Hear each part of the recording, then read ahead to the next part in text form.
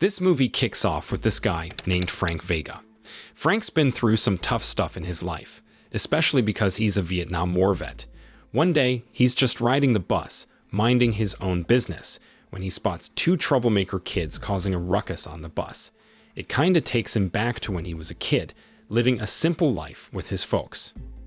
As he grew up, he had a sweetheart, and they promised to get hitched once he came back from the war. But here's the kicker: Frank had to spend a whole 10 years in the Vietnam War. When he finally got back home, he found out that his girl had gone and married another guy and had 2 kids. Man, that must have hurt. So, the heartbroken Frank decides to give the police academy a shot, thinking his military background would help him out. But they turn him down, which is a real bummer. He couldn't find a job anywhere, so he ends up selling hot dogs for most of his life. That's how he made a living, just slinging those dogs. But then, things take a turn for the worse.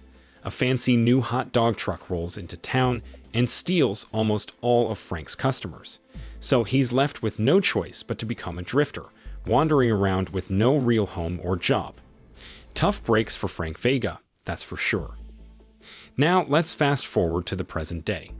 There are these 2 troublemaker kids on the bus, causing a big scene and even trying to harm an old guy. But Frank steps in and saves the old man, giving those troublemakers a good beating. Some folks on the bus recorded the whole thing and shared it on social media.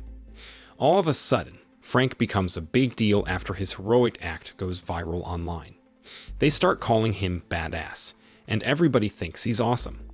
People even start making t-shirts and graffiti with his face on them. The police even give him a ride around town. But that's not all, folks. Frank and his mom get invited to a talk show, and he's in the spotlight. Sadly, his mom passes away 3 months later, and she leaves him her house and pet dog. Now, here's where it gets interesting. Frank's buddy and fellow Vietnam vet, Klondike, Washington, moves in with him and hands over a USB flash drive. This flash drive is for Frank's late mom's safe deposit box, but Frank doesn't have a clue what's on it, so he sticks it in the safe for safekeeping. So, one night, Klondike heads out to grab some cigarettes, but he runs into these 2 troublemakers, Terrence and Sebastian. They're after the flash drive Klondike had given to Frank, but Klondike, he tells them a fib, saying he doesn't have it with him. Well, that doesn't sit right with those 2 thugs, and they get into a big argument. Sadly, things take a dark turn, and they end up killing Klondike. Those guys make a quick getaway too. When Frank hears the news about his best friend's death, he rushes over to the morgue to see Klondike's body. He's pretty shaken up and asks the police to dig deep into Klondike's murder and catch the guys who did it. Now, here's where it gets tricky. One night, Frank's pal Officer Malark, who's a cop, swings by his place. Officer Malark tries to reassure Frank that the police department is really trying hard to find Klondike's killer. But later, Frank watches the news and sees that the cops have solved other crimes way faster. That doesn't sit right with him, especially when he catches them goofing off at the police station, not doing much about his best friend's murder. So Frank decides he's gonna take matters into his own hands and figure out this mystery himself. He's had enough of the police dragging their feet. Frank's on the case now. He starts by checking out the alley where Klondike got shot.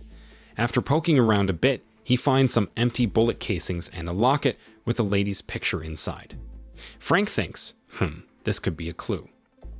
He takes the bullets and the locket to a pawn shop, and the guy working there tells him that the locket belongs to a fella named Terrence. Inside the locket, there's a photo of Terrence's wife. Now Frank's got an address for this Terrence guy, so he hurries over there. But Terrence ain't home, and according to his wife, he hasn't been home for a whole week. Frank hands the locket back to Terrence's wife and asks her where he might be. Terrence's wife spills the beans and says he used to play basketball with some buddies at a park.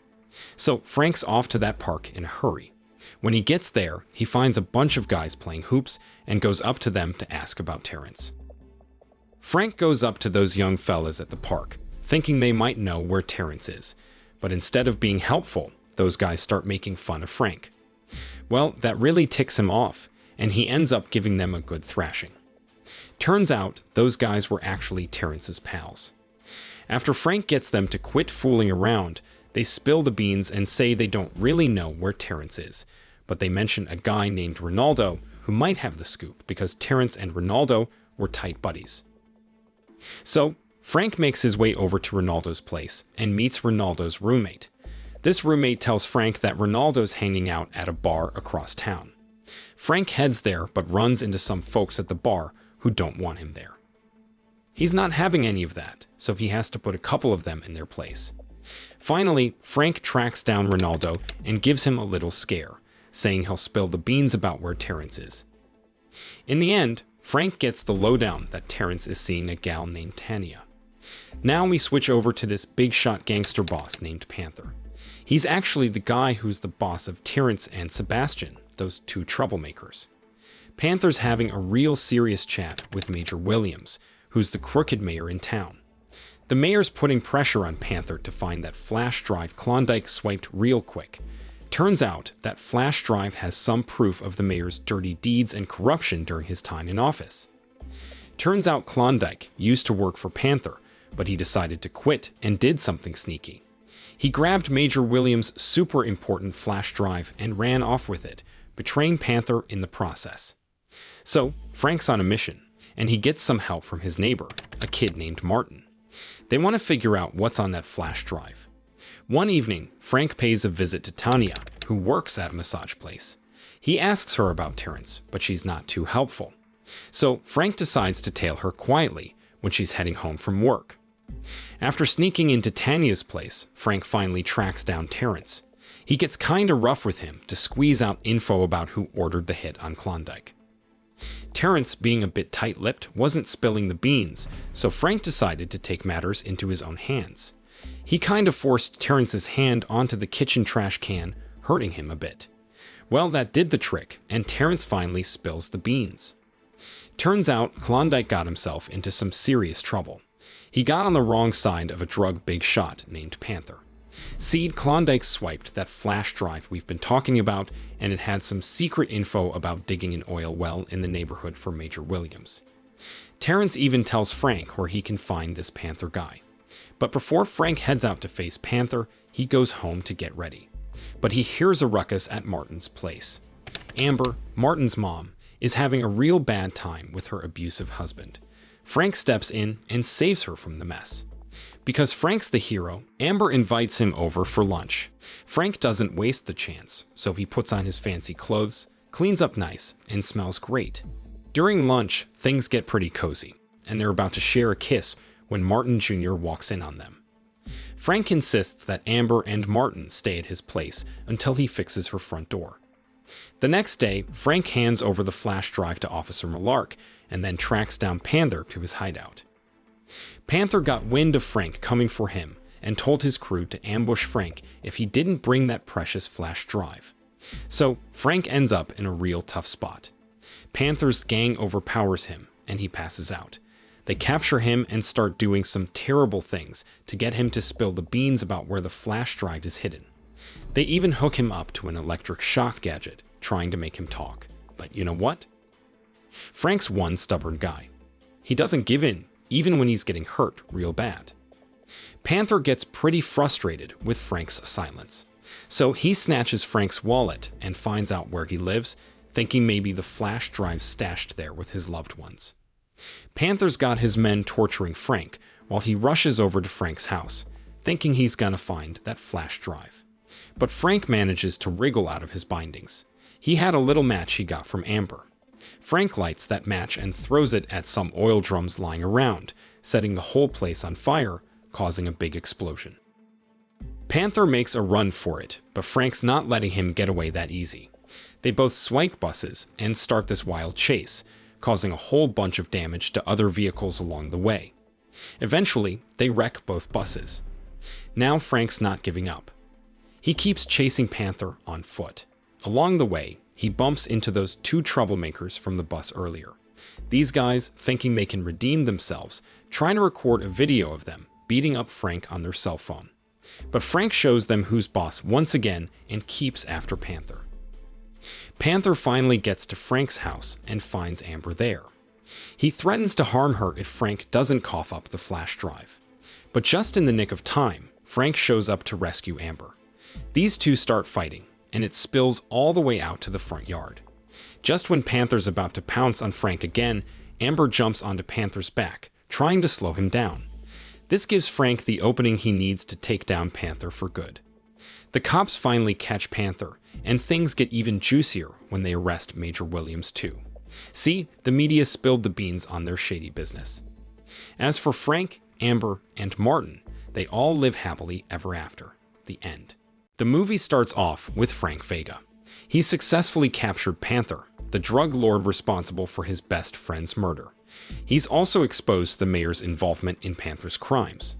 Now Frank decides to keep going with his life and sets up a community boxing center. We then see Frank waking up to start his day.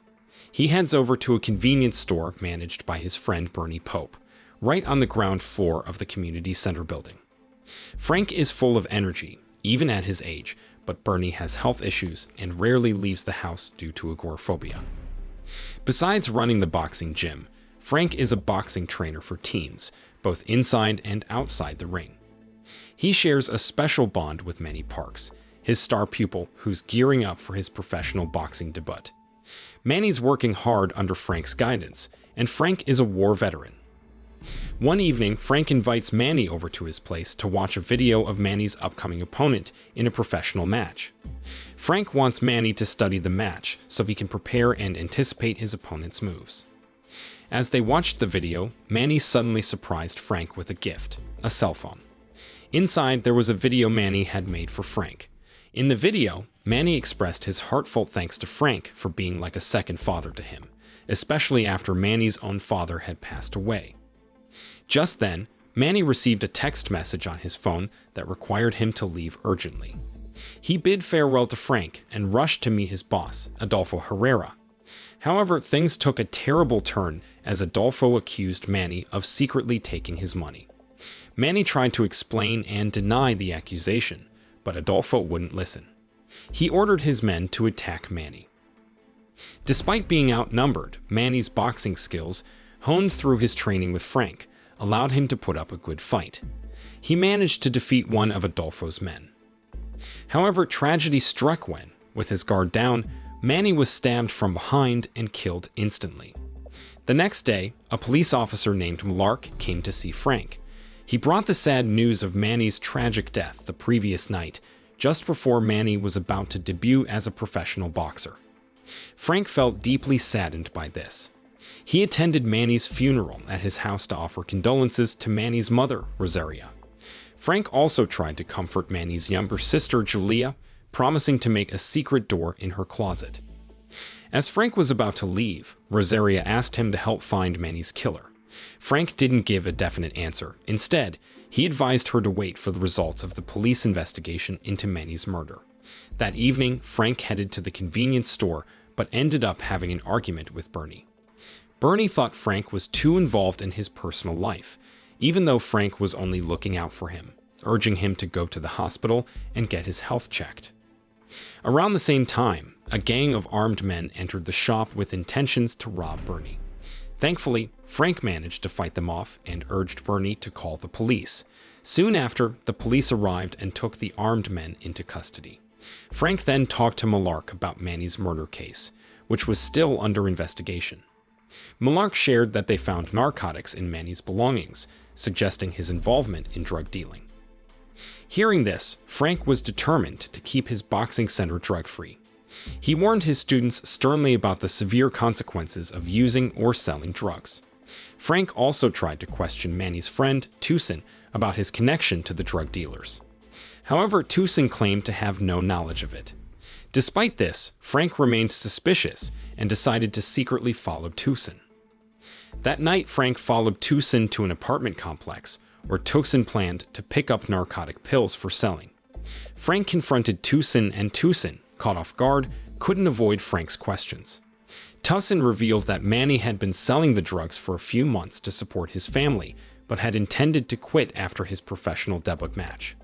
Frank was upset because he had no clue about Manny and Tucson's involvement in drug dealing. Worried about Tucson's future, Frank ordered him to take him to the place where the drugs were made. There, Frank confronted Adolfo's men and destroyed all the narcotics. Adolfo, getting wind of Frank's attack on their drug operation, informed his father, Leandro Herrera, an Argentinian diplomat and local cartel leader.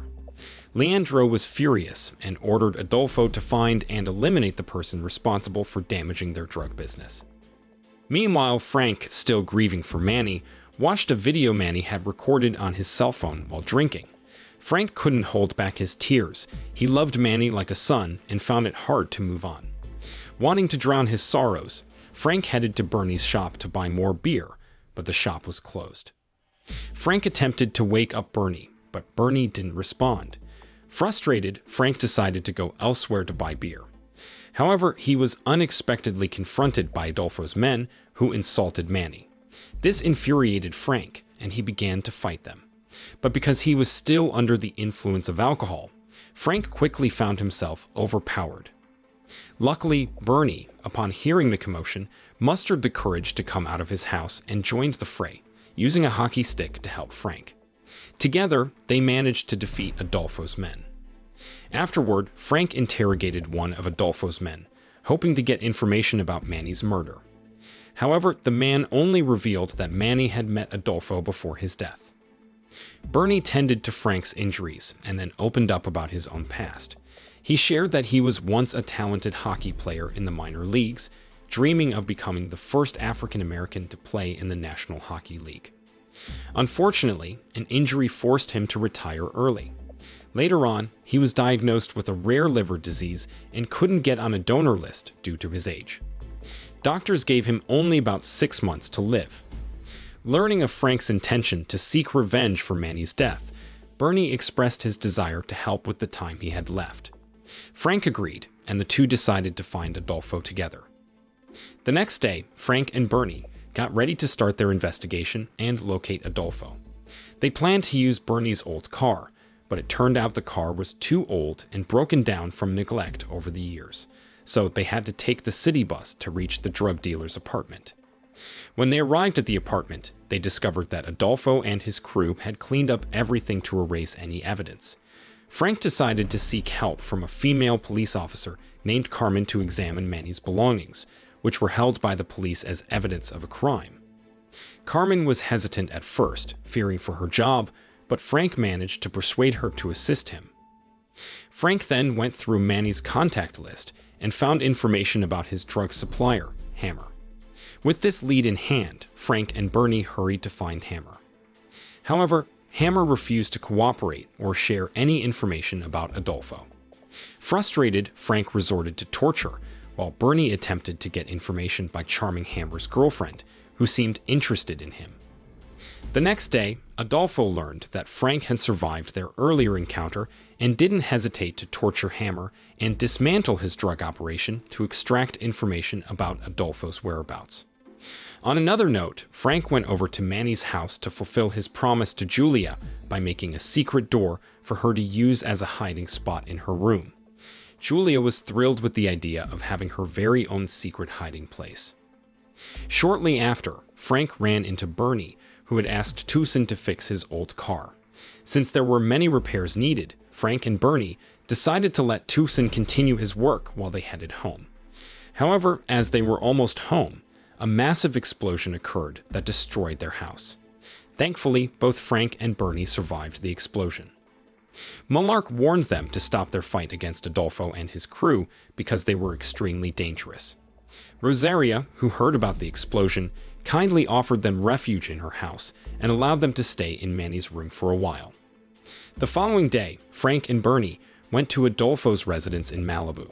Frank used a clever trick to bypass a security officer guarding the place.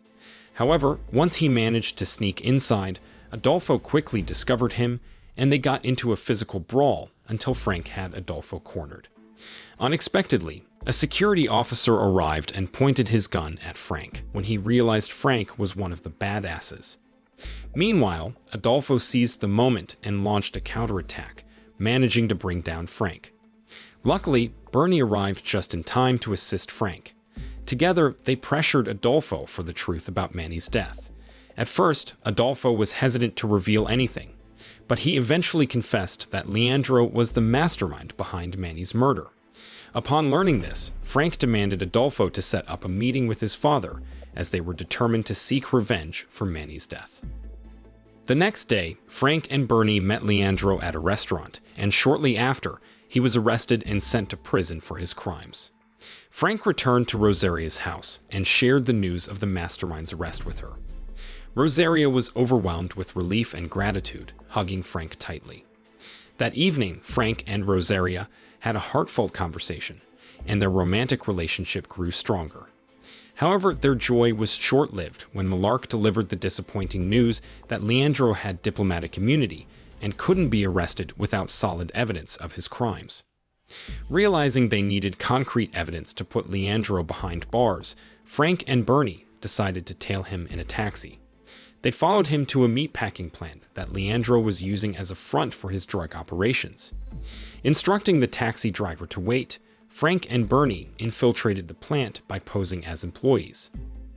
Inside the factory, they uncovered Leandro's scheme of smuggling drugs within packages of fresh meat destined for distribution across the city.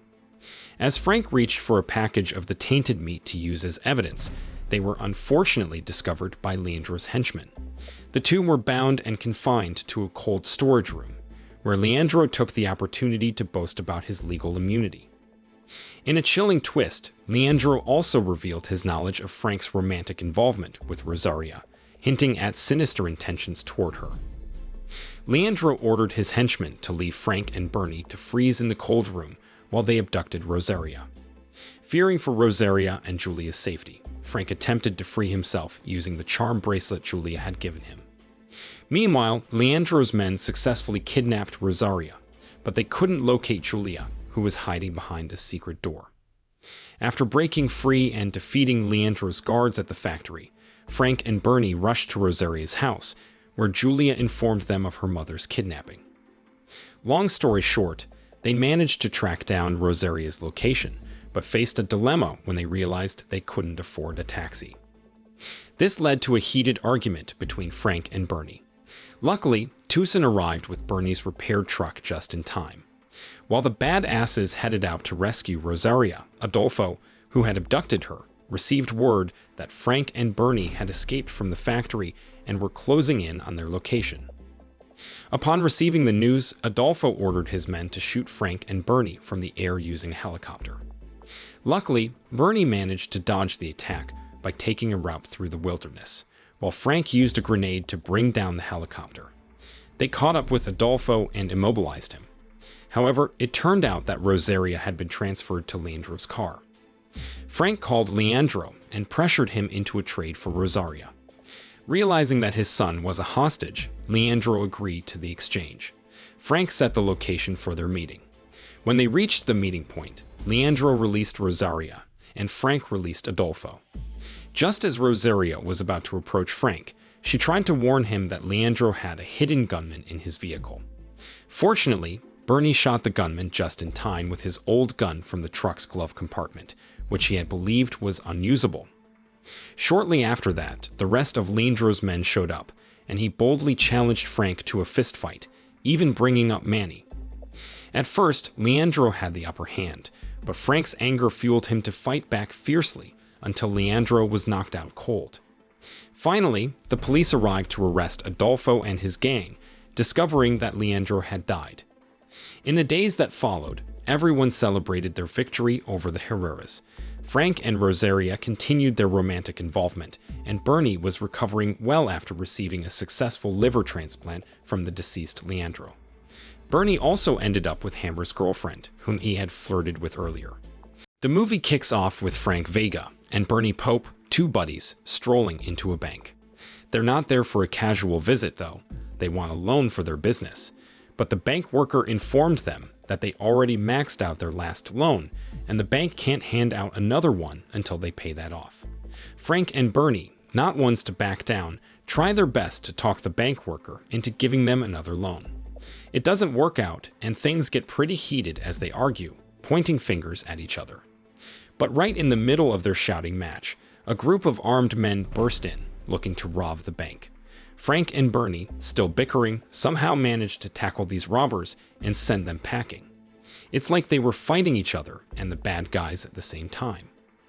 Their heroics go viral on the internet, and they get invited for an interview on the local TV.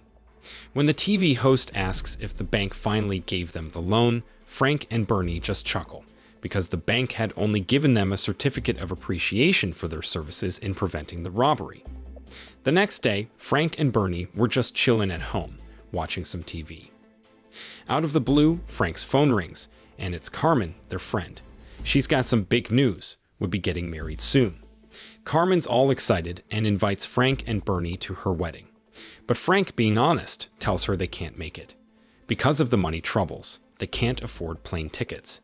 But then Carmen revealed to them that she already bought tickets for them. Fast forward, they're on the way to Louisiana for Carmen's wedding, where she and her family live. Bernie, though, isn't feeling too hot in his seat. His stomach's acting up, and he makes a dash for the airplane bathroom, but he found that the toilet was being used by someone. So Bernie, thinking on his feet, sneaks up to the fancy bathroom in business class. But then he spots a stunning lady sitting all alone. Bernie suddenly forgot about his desire to go to the toilet as he sits next to her, trying to woo her with sweet talk. They're deep into this lovey-dovey chat when a flight attendant shows up out of nowhere. The attendant tells Bernie to scoot back to his economy class seat because the plane's about to land. Bernie was pretty ticked off because the flight attendant crashed his romantic chat, but he had no choice but to head back to his regular seat. They finally landed in Louisiana. As they stepped out of the airport, they spotted a dude holding a sign with Vega and Pope written on it. Frank and Bernie walked over and introduced themselves as Vega and Pope. The guy with the sign, Hung, said Carmen sent him to pick them up. They hopped in the car for the ride to Carmen's place, which, turns out, was quite a distance from the airport. Along the way, they made a quick stop at a gas station because Bernie's heartburn was acting up again, and he needed to hit the restroom. While Bernie was doing his thing, Frank noticed a guy trying to snatch a lady's bag. The lady didn't have a clue, busy filling up her car with gas. Frank couldn't just stand by, so he jumped out of the car and confronted the thief and his buddies, who were waiting in a car nearby. At the same time, Bernie apparently also saw this, and he then pulled out one of the gang of robbers and hit him until he fainted. Unexpectedly, those robbers were a bunch of big tough guys, but that didn't scare Frank and Bernie one bit. Even though these dudes were way bulkier, Frank and Bernie showed them what they were made of. With their smarts and fighting skills, they took down the robbers. Frank gave the lady her bag back, and they were back on track to Carmen's house. When they rolled up at Carmen's place, they were seriously impressed. Her family lived in this super fancy, huge house. Carmen greeted them with a big smile and introduced them to her parents, Earl and Lois. These people were no strangers to Frank and Bernie. They were good friends of Carmen's parents, so everyone was all smiles. Lois also introduced them to Ronald, Carmen's stepbrother, who seemed a bit shy around Frank and Bernie. Earl took them on a tour of the house and told them that this place had been in their family for generations. It was a real gem, passed down from his great-grandfather, who was a soldier. Earl himself had been a soldier too, just like his great-grandfather. That evening, Carmen and her husband threw a big shindig at their fancy house. The place was buzzing with people they'd invited. And Carmen finally introduced Frank and Bernie to her husband, Geoffrey, who was in a wheelchair because he couldn't walk. Carmen seemed real happy with Geoffrey, so Frank and Bernie congratulated them on their marriage. Next up, Earl stepped up to give a short speech in front of the newlyweds and all the guests. Frank and Bernie followed suit, saying their bit and wishing loads of happiness to the newlyweds. Then they all got into the party spirit, sipping on drinks until they were drunk. But then, in the dead of night, someone pulled the plug on the power, plunging the whole house into darkness. Out of nowhere, masked dudes crept into Carmen's room to snatch her. But Frank, who was still somewhat aware despite the booze, caught wind of the kidnapping. He tried to save Carmen all on his own, but those thugs gave him a real beatdown. Frank passed out, and the kidnappers grabbed Carmen away from there. The very next day, Frank also told the cops that the gang who took Carmen had to be like 8 to 10 guys strong. Around the same time, Earl got a call from the kidnappers. They wanted a whopping $5 million in ransom within just 32 hours if Earl wanted Carmen back in one piece. Now, Earl was a wealthy dude, but $5 million is not a small amount. He also needs time to collect the money. Lois, Carmen's mom, turned to Frank and Bernie for help. She knew about their heroics back in Los Angeles, so she figured they could pull off another miracle. Soon after, Ronald approached them to provide clues about the identity of one of the kidnappers near the gate. Turned out it was a membership card from the Rouge Gentlemen's Club, and it belonged to a dude named Buford Granger. Frank and Bernie decided to do the right thing and went to the police with this lead. But the police chief, Broussard, wasn't too thrilled about civilians like them poking their noses into the investigation. He even threw some threats around, saying he'd toss them in jail if they kept trying to do their own thing. Even though Broussard had warned them off, Frank and Bernie weren't about to back down. They kept on sleuthing, headed to the Rouge Gentlemen's Club in search of Buford. Once they got there, they started asking around about the guy. But Buford's men jumped them, thinking they could take on Frank and Bernie. But Frank and Bernie didn't break a sweat putting Buford in his place, stopping him from making a run for it. At first, Buford didn't want to tell them about where Carmen was. But after Frank got a little physical, Buford then told them about a place called Landry's Loft. Meanwhile, Ronald was almost done with school when he ran into trouble. This bully named Kyle and his gang cornered Ronald, and Kyle wanted to borrow Ronald's car for the weekend. He threw some serious threats around, so Ronald was going to cave and lend him the car. Before he could say yes, a security guard stepped in and told them to head home. Meanwhile, Carmen was stuck with those kidnappers, and she refused to eat anything. She was begging them to let her go, but they couldn't care less about her hunger. All they cared about was doing their job, which was to give her food, whether she wanted it or not. While all this was happening, Frank and Bernie finally made it to Landry's Loft. They met a lady named Marissa and asked her about Carmen. But Marissa turned out to be a conspirator of the kidnappers. She tried to take them down, but even though she put up a good fight, Frank and Bernie, despite being older, managed to get the upper hand and forced her to tell them where Carmen was. Now, while Frank and Bernie were doing their own detective work, Broussard got some word from his team that they had succeeded in capturing Buford, one of the kidnappers' buddies. Broussard jumped to conclusions, thinking Frank and Bernie were mixed up in this kidnapping mess because they were sniffing around and getting clues. But there was this cop named Williamson who wasn't too quick to point fingers. He wanted to be sure before accusing them. Meanwhile, Ronald was just trying to buy something at the supermarket when Kyle and his buddy showed up and demanded money again. With Kyle throwing threats around, Ronald had no choice but to hand over his cash. But just in the nick of time, Frank and Bernie appeared to reprimand Kyle. Out of the blue, Williamson popped up and told Kyle and his pal to hit the road, because he turned out to be Kyle's dad. When Frank and Bernie got back home, Earl, who knew they were playing detective, had a chat with them. He asked them to quit their investigation because he didn't want them resorting to violence. Right in the middle of this, Jeffrey showed up, looking all frustrated and asking about Carmen. Earl tried to reassure Jeffrey, saying the police were working hard to find her. After Jeffrey left them to chill in his room, Williamson swung by Earl's place to talk about Carmen's kidnapping. Frank told him about the info he got from Marissa and mentioned how Broussard was acting strange, like he was hiding something. Upon hearing this, Williamson put his trust in Frank and pledged to do everything he could to help uncover what happened to Carmen.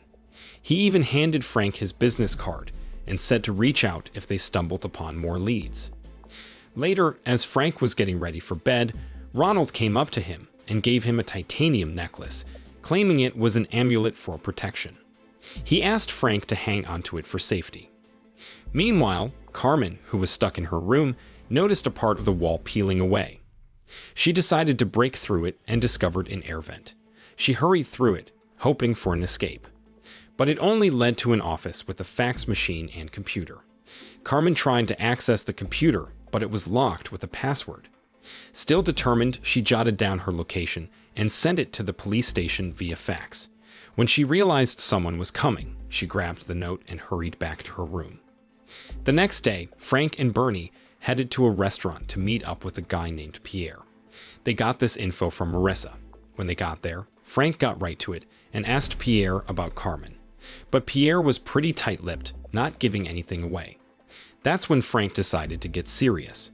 He dipped part of Pierre's face in hot oil, and that got him talking real fast. Pierre then told them where Carmen was. At the same time, Brassard found the fax Carmen had sent. He rushed over to that spot, but instead of busting the kidnappers, he arrested Frank and Bernie, who were on their way there too. Brassard had them taken to a field where a military plane was all set to take off. He ordered his guys to fly the plane and dropped Frank and Bernie to their deaths. Meanwhile, Earl and his family got a call from the kidnappers. They told Lois to come alone to the dock at 6 in the evening with the ransom money. After getting the ransom money ready, Earl headed over to the police station to talk to Brassard. But Brassard was still out of the office, so a cop told Earl to wait in Brassard's office. While he was waiting there, Earl stumbled upon a fax that Brassard had tossed in the trash. Meanwhile, Frank and Bernie were on that plane, and they pulled a fast one on Brassard's crew. They faked being sick, and when Brassard's men removed their handcuffs, Frank and Bernie went on the attack. They managed to take control of the plane, even though Frank had zero flying experience. But he somehow pulled off an emergency landing, and they both survived. Frank tried to reach Earl for help, but his phone had no signal. They'd found a sidecar motorcycle in the plane's trunk and used it to get to where Carmen was. Long story short, they arrived but got caught by a guard who aimed his gun at them. Just when things looked grim, Earl showed up just in the nick of time. He saved Frank and Bernie by taking down the guard. The three of them went into that old factory where Carmen was being held. Earl didn't care much about the rules or laws at this point. He didn't hesitate to use force to save his daughter. They took down Brassard's guys who were guarding the place and finally rescued Carmen. Just when they thought they were in the clear, Jeffrey showed up and pointed a gun at Carmen. Turns out, Jeffrey had been playing everyone all along. He wasn't really paralyzed. It was all an act to get close to Carmen and pull off this kidnapping scheme. Jeffrey told the truth that Brassard was his cousin, and they cooked up this plan together. He pretended to be paralyzed so he could get close to Carmen. Jeffrey had his men tie up the three of them and set the old factory on fire while he took off with Carmen.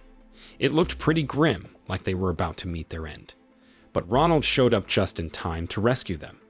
He'd secretly followed Earl to the old factory. As they headed to the dock, Bernie asked Frank how they were gonna take on Jeffrey and his armed gang. Frank said they'd need some help and hoped it would arrive in the nick of time. Down at the dock, Lois was absolutely floored when she learned that Jeffrey had been faking his paralysis and was the mastermind behind Carmen's kidnapping. Jeffrey demanded the ransom money from Lois, but just then, Frank and the crew rolled in and gave Jeffrey a good wallop. Earl stepped out of the car and gave Jeffrey a piece of his mind for betraying the family. But before long, Brassard and his gang showed up and tried to take them down. Right at that moment, Williamson and the other cops arrived, having received info from Frank about their crimes. At that moment, Brassard then fired a shot at Frank and made Lois a hostage. But this only ticked Frank off, and he gave Brassard a good beating. Luckily, the bullet hit the titanium necklace that Ronald had given Frank, which he had kept in his waist bag. So Frank didn't get hurt at all. On the flip side, Jeffrey tried to say sorry to Carmen, but she was way past forgiving him. She let him have it and gave him a swift kick. A few days later, Frank and Bernie were getting ready to leave Carmen and her family as they planned to head back to Los Angeles. But before they took off, Earl asked them to come to his study. There, he expressed his gratitude to them for saving Carmen. He also told Frank and Bernie that he wanted to join their squad, Badasses. Earl offered to finance their whole operation and even promised them a hefty amount if they let him in. Frank and Bernie didn't need a second to think it over. They welcomed Earl to the Badasses team with open arms. Money was tight, and they needed it for their living expenses and business plans.